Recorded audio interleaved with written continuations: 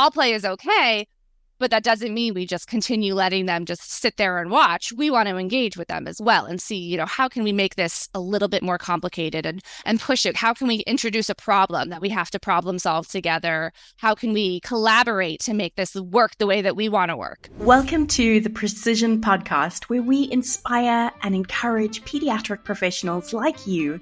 I'm your host, Holly Peretz, pediatric occupational therapist and the founder of Precision CPD, your go-to platform for accredited and accessible professional development. Each episode will dive into practical tips, expert insights, and uplifting stories to help you make a lasting impact in your work with children. Whether you're an OT, PT, or SLP, we're here to support your growth and success. Let's keep learning, growing, and making a difference together. I can't wait to share today's interview with you that I did with katie.savino. Katie is a pediatric speech and language pathologist that works mainly with autistic kids for the last 10 years. She is a Gestalt language processing and augmentative and alternative communication, otherwise known as AAC, expert who places a special emphasis on play and child-led play in therapy. Katie is going to share with us all about a seasonal play group that she facilitates over the summer, specifically for Gestalt language processors. Maybe you're like me, not a speech and language pathologist, and feel like you've seen this sudden wave of chatter on social media about GLPs or Gestalt language processors in the last year. Katie gives us a glimpse at the behind the curtain of what understanding and valuing this avenue of language processing can mean for how we run groups. And if you are an SLP, I know that this is going to give you so much inspiration for running similar groups. Katie was a finalist in the 2024 Play Promoter Prize, and because of her creativity, bravery, and ingenuity in seeing a need and stepping into it with all of her clinical expertise to back it, I know you're going to love hearing from her. So today we are talking about play groups for Gestalt language processors with katie.savino. So Katie, this is your brainchild, and I am so excited to hear more about it. Before we really dive into exploring this group more, do you want to tell our listeners a little bit more about yourself? Just a brief introduction. Sure. So I am a speech language pathologist by trade. I also have a certificate in DIR floor time, which is a play-based therapy approach that is across all therapeutic realms. You don't need to have a special prior training to that. So that kind of supplements my work I do in speech therapy. And then I specialize in Gestalt language processing and alternative augmentative communication with mostly autistic children. So that's kind of my niche that I really focus on. And over the past few years, I've really kind of done a deep dive into the Gestalt language processing and working more with the non-speaking community and really trying to provide as much neurodiversity-affirming care as I can. And most of it just happens to be through play because that's how we all learn. So yeah, amazing.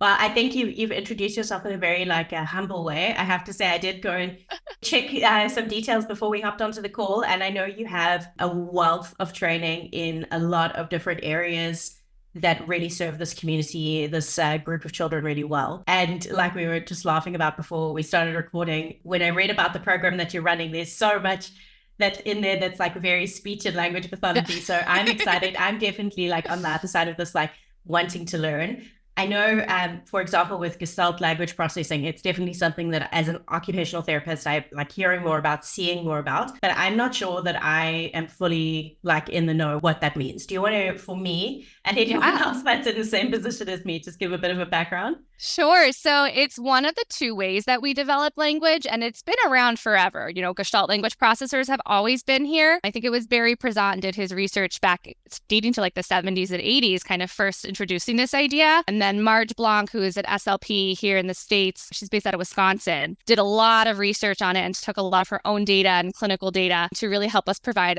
the framework of natural language acquisition.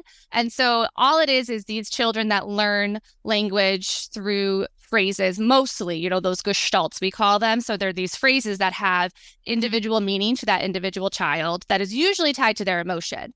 And so unlike, the traditional way we learn language, where you learn single words and then you learn how to combine them. This is kind of the opposite. So you take the phrase and then you learn how to break that phrase down into, smaller phrases, and then you learn how to break those smaller phrases down into the individual words, and then you build it back up. So it's a different way of learning language, and it became really popular, I think, over the course of the pandemic. Alex Zakos is another amazing SLP out here in the States, and she started the Meaningful Speech program, which is where a lot of my training initially started, and it's become really a hot topic for a lot of the SLPs in the States. It's been really interesting to see it in action. I started trying to use some more phrase-based language with a lot of my kids, and I've seen them go through the stages to now have this completely self-generated language. So this child took, Wheels on the Bus, and they were singing the Wheels on the Bus song, and then we took the bus out, and then, we were changing it, and over time now it's become the doors on the car, and changing and inserting different words. I had a child recently lose a tooth,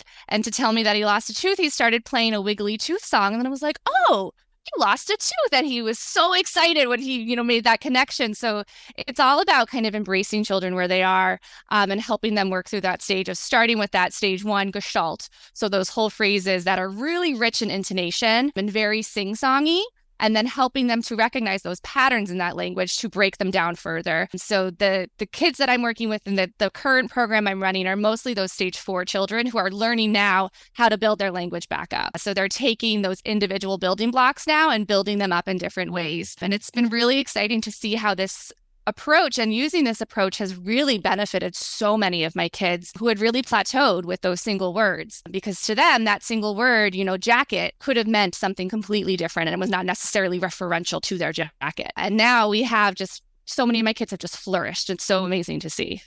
Wow, it's really interesting hearing you talking, because it kind of reminds me how well this intersects with the paradigm shift around play and autism.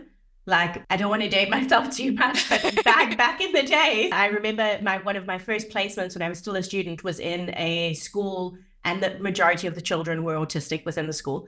And the idea was like, this kind of play is bad, and this kind of speaking is bad. So we just kind of ignore that and get to the stuff that we want. And that's very much, it's similar in both of these kind of ways that we're now seeing this population of children different in the way that they're expressing themselves and the way that they're connecting with the world. Exactly. And it's the big thing where we see the most of the Gestalt language processors is with the echolalia. So most of them present with a lot of echolalia, repeating not just what they hear from their parents or friends, but also from the TV shows that they're watching now. And we're hearing a lot of, Paw Patrol phrases and Bluey and things like that. And, we've always been taught, even in my textbook from graduate school, which was, 5 or 6 years ago, it says to ignore echolalia and that it is not communication. And we now know, it is communication, and that is their way of communicating. It's just different, and that's okay. So yeah, it's this whole idea of all play is okay, all language is okay. We meet kids where they are. So yeah. Well, that's why I'm really so excited about when I read about your group. Why I'm so excited about it is because it's kind of like this twofold thing, in that you've seen this incredible need for this group of children to have play and have opportunities for the social dimensions of play. But then also, sometimes when we say like all play is okay, I often hear on the other side of that, this kind of misconception that means just leave it be. Don't support it in any way. Don't have any expectations for developmental growth or like any kind of spin-off here. Just leave it as it is. And in a way, I feel that that's almost a disservice to our children, because as you said, in terms of this, I knew like way of the way of understanding Gestalt language processing, that there is actually a way that this could be a really amazing key for our children, and that it can grow our children, and that it can really support them so well in their ability to communicate and live and thrive. yeah. So that's why I'm really excited about this group. So with that introduction, do you want to tell our audience a little bit about the group that you started? Why did it start? What was coming up? What was the idea behind it? Sure. So at the private practice that I'm at here, we do serve a lot of kids that also get school-based services. So come the summertime, our schedules kind of drop off and a lot of kids take the summer off. So we have the opportunity to create these larger and longer in time length of time groups. So we have our boss really encourages us, our director encourages us to create specialty groups when we can. So I thought, how can I apply all of my knowledge and serve my community? So last year I was like, oh, I'll just do a GLP group. And I just advertised it as a Gestalt language processing group.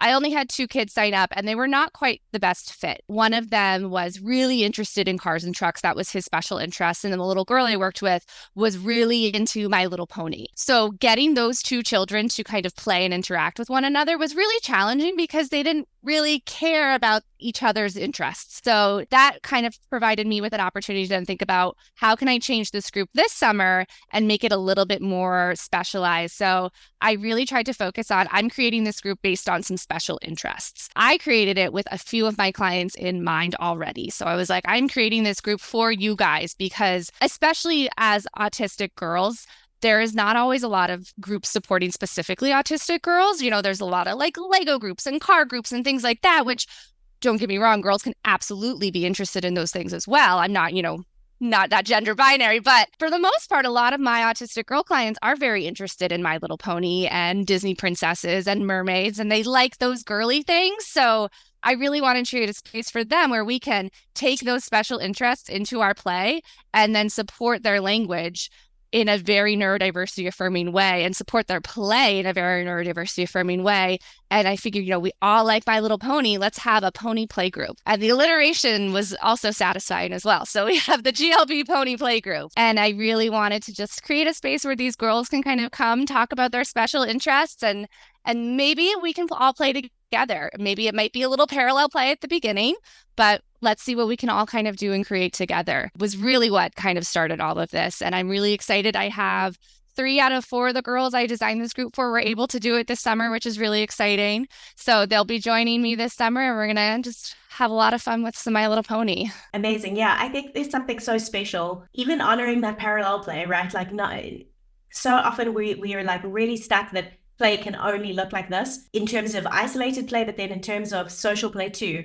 And that somehow we kind of like forget that even within normal developmental trajectories, the parallel play is really important. Like we wouldn't say to any child, we'll never allow you parallel play, only cooperative play. You have to be at this level or it doesn't count. So for our autistic kids as well, it's very, very valuable to have that opportunity as well. Yeah, and I think a lot of people too have a misconception that autistic kids cannot engage in like pretend play and imaginative play, and they absolutely can. You just need to frame it in a way and approach it in a way that is appealing to them. If I pull out my Fisher-Price little toys and I'm playing with the farm and I'm not doing it in a way that they enjoy, they're not going to want to enjoy me in that play.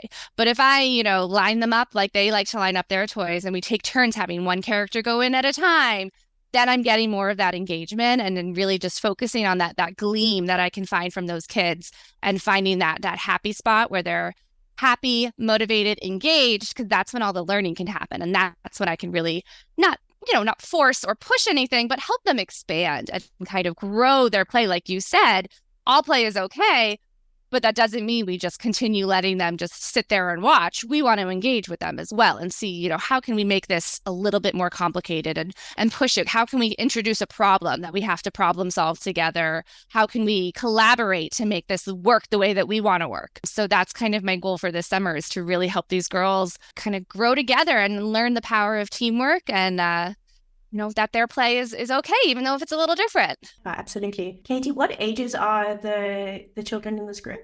So the youngest, I believe, is 4 and the oldest is 5. So 4 to 5 years old. So that late preschool, early elementary age. And they are all stage 4. So they're all using that broken up grammar where they're kind of piecing those individual words back together. And we're getting some kind of funky sentences from them. But I'm thrilled with it because it just shows the way that they are really expanding their language. Absolutely. And these are kids that you are seeing in a private capacity, or maybe not in the summertime, but generally speaking, you're seeing them in a private capacity as well? Yes. So these clients are all my individual clients as well. The group is open to whomever would like to join. But unfortunately, not too many people wanted to sign up. So we only have these 3 girlies. But yes, they are all also my individual clients. Right. So this is something that I was interested in the group in terms of how do you get buy-in from families? I know that there's a kind of age where social becomes very, very important for families. Hmm. And I would say it's a bit after for like 4 and 5 Yep. year olds generally, not meaning that social isn't very, very important for this age of children. It's just not necessarily like front of mind or things that parents are maybe getting exposed to a lot, this idea of how important like the social context is. So I was wondering how did you approach this with parents? Like how did you get that buy-in, and what are their do you have any idea of their perceptions coming into the group? Yeah, that's a great question. I think the best way that I've been able to explain to parents Gestalt language processing is just through examples of showing them, like, oh, look, they just said this. This is an example. This was taken from Paw Patrol, right? And, later on they said this, and this was when they broke up that phrase and added, a different word to it. So I think, it's kind of like the proof is in the pudding, showing them how it works and explaining it in the context of their own child has been the most powerful for a lot of my clients. I was very fortunate that all of these clients had already been on my caseload and were very familiar with the Gestalt language processing and had already had that education from me. But it has been tough with some clients coming in, and parents have been very used to that structured. We sit at the table and we do drills, and that's what speech therapy is. So it's been a challenge at times to explain to parents, like, that is absolutely one way of doing speech therapy. But there's also this other way where we can help the child learn through the play. And that is when we can see the growth. And I think, like I said, the biggest buy-in has always been when the parents kind of see that connection being made, and they'll see their child kind of spark joy in a way that maybe they haven't seen with other providers. Not to kind of toot my own horn, but it is kind of something, you kind of just got to show them how it works. And I don't go into the conversation of your child as a Gestalt language processor with everyone. Not even all my autistic kids are Gestalt language processors, but just explaining to them, like, here, this is how they are learning. And a lot of times parents kind of really see that connection and they're able to kind of make that jump. One of the other big things is kind of, I can't remember the name of the neurologist that posed this, but that idea that children need over like 100 repetitions to learn something, but through play, it can be as few as like 4 to 6. So that quote alone has really been powerful for a lot of parents too, to kind of reframe it as, you learn maybe through reading, but when you were a kid, you were playing in the mud and we didn't have all these this technology that we were watching. You were playing, and that's how you learned. And that's been really helpful to explain to parents that way as well. Yeah, it's an interesting quote. So it's by, I think her name is Karen Purvis. Yes. And she made that statement in a speech shortly before she passed away. And actually her team have like researched it and tried to find where she found it. And they can't find the actual source from where she said it, but it's something like 400 repetitions of a normal action and a few times through play or something like this. But I also love it, even though I'm like, I wish that we just had like an actual I wish we had an actual citation. I know. Right. But I think that you're exactly right in how you spoke about it afterwards, is that it's something that we can all relate to, that play was a powerful part of our childhoods. So of course it should be a powerful part of every child's childhood. Ready to become a defender of play? Come join us in the on-demand course for the 2024 Toddler Play Conference. You can listen and learn from 20 plus experts while you gain 16.5 accredited CEUs, either by listening on podcast or by watching the video interviews. Let's stand together with thousands of other clinicians in promoting play. You can find the link to sign up for that in the description box below. One of the things I was wondering in terms of the parents is this idea of do you think that they felt different in terms of one-on-one therapy with you, or you being in a group with these girls, or not so much? Like they just understood it as the summertime difference? I think it was a pretty easy transition for them to see. And I think, like you said, a lot of them do want their children to have that social aspect, especially with a lot of these kids. What I'm hearing from their schools is through the parent report is, oh, they're not engaging with their peers. So I think that is always a concern of parents, rightfully so. You do want your kids to socialize with others. So kind of just telling them, yeah, like they may not want to engage with their peers if they're not doing something of interest. So just telling them that this will be a place where they can engage with like-minded peers over the same shared interest in a way where the language is very easily understood by them and very relatable for them. So that's been another big pull for them, is that this is I kind of call it like a safe space for them. This is a safe space where we will be playing, but we're also going to be learning. I think it was actually over the play conference, I took a lot from Carrie Ebert's seminar, Carrie Ebert, I took a lot from her talk about play-based learning and really, encouraging that language over, I always used to say I'm a play-based therapist. Now I say I'm a play-based learning therapist. And just putting that one word in, just reminding parents that I am still thinking about learning, even though I'm just playing. I say in air quotes for them. But that has also kind of helped as well, showing them, yeah, we can learn through play as well. And I think the buy-in for this was pretty easy for them. I would imagine a brand new parent, and I think that might be one of the reasons I haven't gotten a lot of outside children to sign up, is without that education of what GLP is and what play can do for our children, I can see some parents kind of dismissing this in a way of almost, I'd rather sign them up for something that's going to teach them more. So that's kind of been the biggest barrier, is how can I educate a greater population that I'm not already working with one-on-one? Well, Katie, I just have to say, I think that the way that we shift this with families is by doing what you're doing, by actually just starting before there's necessarily a request from families. My hope is that in 10 years' time, this will be something that families are saying, we want occupational therapy, speech and language pathology, whichever therapy it is, but we want it with play and we want it with other children around as well. And that will be coming from them, because that we really understand health. It needs to be within social paradigms. It needs to be within a developmentally and play perspective. So I just really take my hat off to you. And I'm so excited to read about your project, because I think that this is the way that the change happens, is therapists really standing up and saying, okay, there's a million ways we can do this. This is the traditional way, and I'm not going to do it. I'm going to do the way that I know is best for these kids. So I think your project is just so exciting. And I hope anyone that's listening is also really inspired by it, but also that we as clinicians are continuing to step forward and we're continuing to create the space that we know our children need. Has this group started yet I know you did one last year, but the one this year with the girls? It starts next Friday is our first group day. So we have everyone coming next Friday. Then we have a week off. We have the 4th of July holiday here, so we have that week off. But first group will be on Friday, and everyone is going to bring in their favorite pony. And we'll talk about our ponies. My hope is also we have OT here at this clinic. Well, so I'm also hoping to be able to get into an OT gym as well, to have that sensory motor component for these girls. And see if we can hang our ponies up high and go on an adventure to go get them, and just kind of working together in our own little space. That's amazing. Oh, so excited. By the time this airs, it will probably be at the end of summer. So I don't know, maybe we'll get some more from you about how it went. And it's okay if it doesn't, if everything doesn't go. Sometimes we want things to go really smoothly, but I think even within the clunkiness sometimes of bringing kids together, there's a lot of richness. So one of the questions that I have is how do you work it? Because I know you don't have to go through the whole protocol, but you have a really specific protocol that you're following in this stages. I know you also said something about collecting language samples, and I was like, what does that mean? Yeah. So how are you incorporating that into the time? Yeah. So like I said, I do work with these girls one-on-one as well. So I have a pretty good idea of where their language is and what models they're looking for or missing.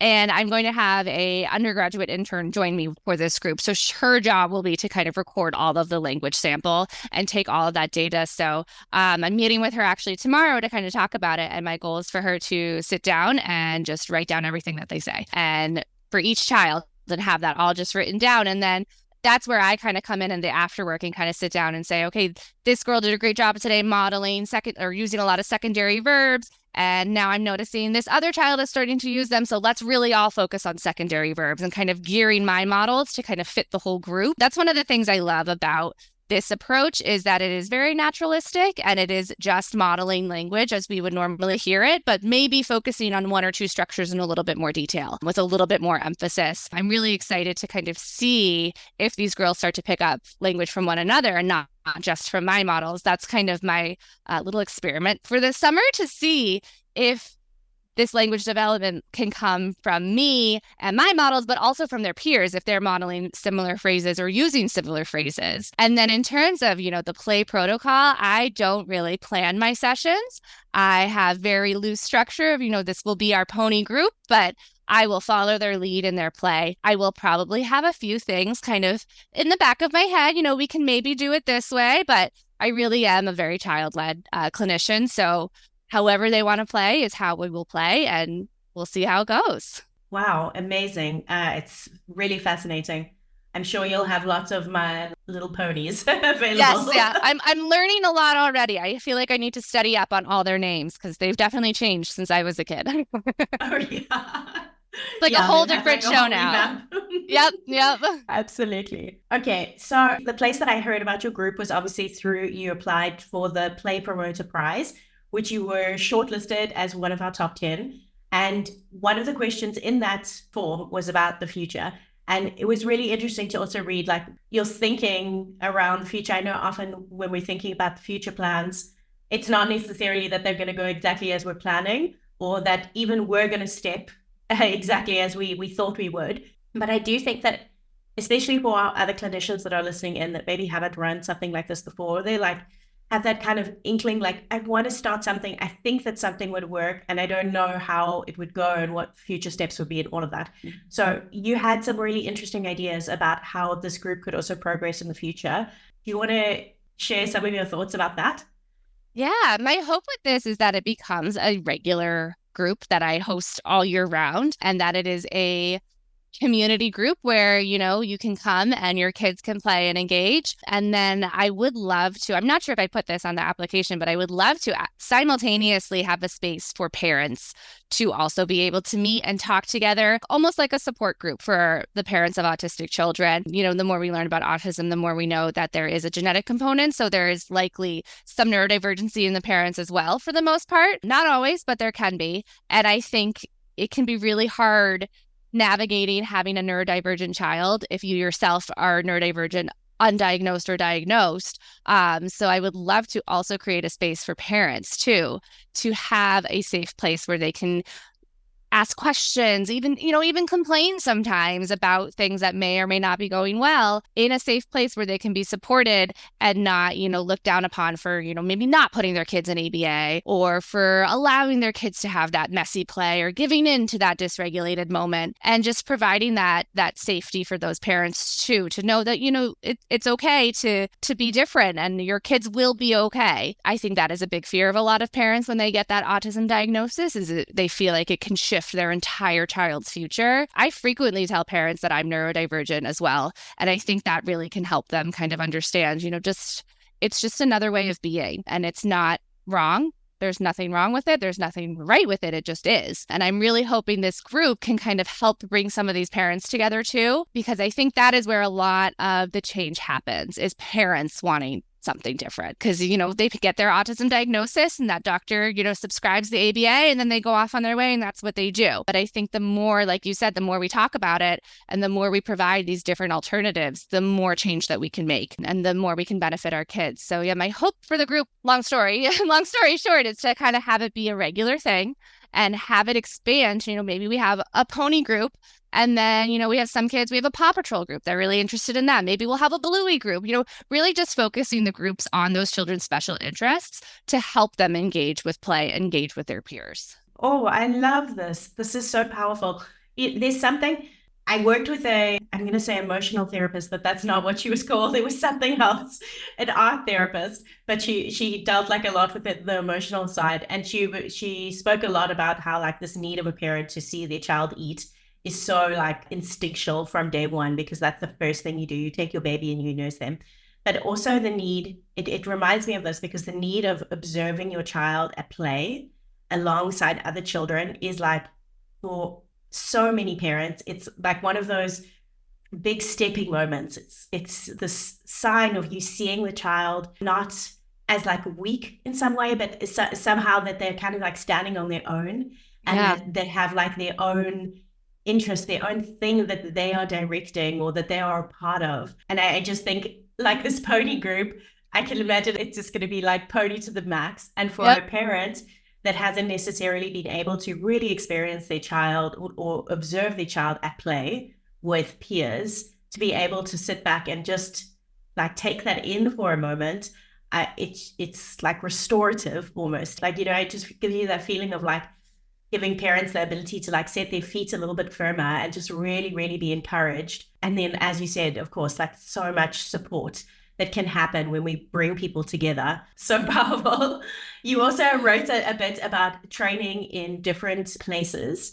Like I think you said, like a sensory gym that's close by you, like having this kind of idea of the group being trained onto different locations or different professionals or staff or something like that.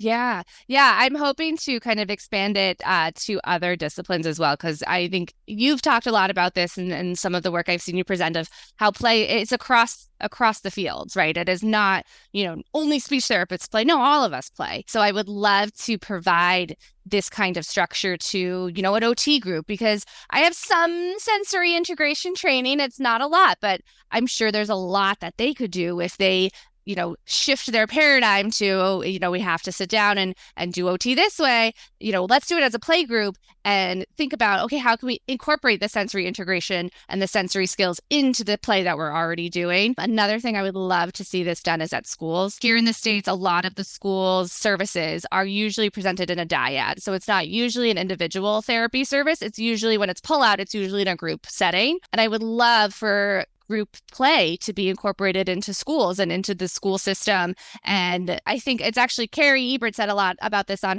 she had posts on it about Instagram about how in the States the curriculum has sped up very, very quickly and how we're now teaching a second grade curriculum in kindergarten. I have kindergartners come in and they say they hate school. And I'm like, well, how do you hate school? Kindergarten should all just be playing and having fun. I have one child, they have a behavior chart and you get a different color for how well you're behaving. And it's right on the board and all of the other kids can see it. And he doesn't necessarily always meet the purple every day. And some days he's down there at the red, and kind of just shifting that a little bit for especially our young kiddos, that there's so much power in play. And if we just integrate play into what they are already doing and integrate play into learning and learning into play, vice versa, I think there's a lot of power to that. So I would love there's a lot I would love to change about the school systems here in the States, but that is a big one, is I would love to get more play in schools and really just reminding people we can learn through play, and it is absolutely appropriate for our young kiddos. Yeah, absolutely. I wish all of that too, Katie. Absolutely, 100%. I really want to encourage everyone to like hear also what you've said in terms of the groups that you're planning, that this isn't just an enrichment time. You actually have real clinical thinking behind what you're doing. You are following a similar protocol or pattern or like method that you would be doing if you were working one-on-one. This is not just babysitting. This is right. a well-skilled clinician coming in and doing very powerful work.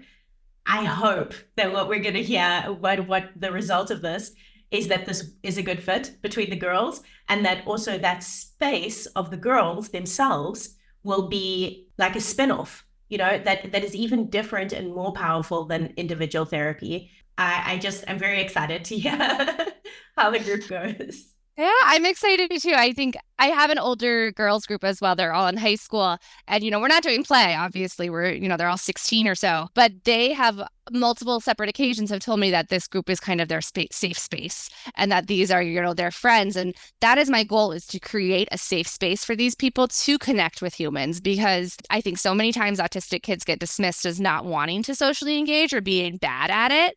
And I don't think that's true at all. I think children, absolutely, we have an innate sense of wanting to engage with others, and we are social beings, and we just need to meet them where they are and present the engagement in a way that fits their profile and fits their sensory needs and their motor needs for that day and everything like that. Yeah, so I can't wait to see where it goes, and I'm hoping I can get all these groups going at all these different places and just supporting all these kiddos as best we can. Okay, Katie, so I think we're kind of at the end of talking about this, unless there's anything else that you wanted to add for anyone that's listening. I don't think so. I just want to encourage people to kind of keep playing, and a ball doesn't have to always be a ball, and a block doesn't always have to be a block, and you don't always need to make the car go, and you can still teach things through play, even if it's not traditional. 100%. Okay, so we are going to have some of your details down below, but do you want to tell our audience, if anybody's listened to this and they're like, I need to meet this lady, she's amazing, I need to hear more,